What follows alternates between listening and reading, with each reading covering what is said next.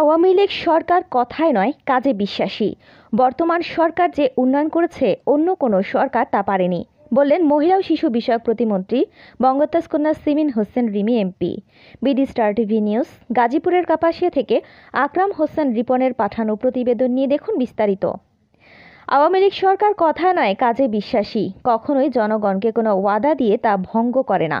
তার প্রমাণ হলো এই ঘাগটিয়াতে প্রায় ৮ কোটি টাকা ব্যয়ে ৩টি রাস্তার ভিত্তিপ্রস্তর স্থাপন।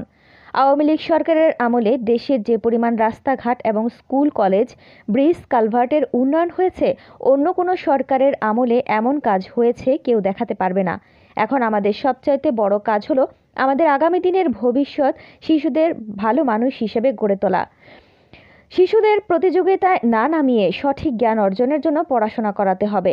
তবেই আমরা বঙ্গবন্ধু এবং বঙ্গতাজের সোনার বাংলা ও আমাদের মাননীয় প্রধানমন্ত্রী জননেত্রী শেখ হাসিনার স্বপ্নের স্মার্ট বাংলাদেশ গড়ে তোলা সম্ভব। আজ শনিবার দুপুরে উপজেলার ঘাগটিয়া ইউনিয়নের কামারগাঁও এলাকায় পথসভায় প্রধান অতিথির বক্তব্যে মহিলা ও শিশু বিষয়ক প্রতিমন্ত্রী বঙ্গত্যাজ কন্যা সিমিন হোসেন রিমি এমপি এসব কথা বলেন।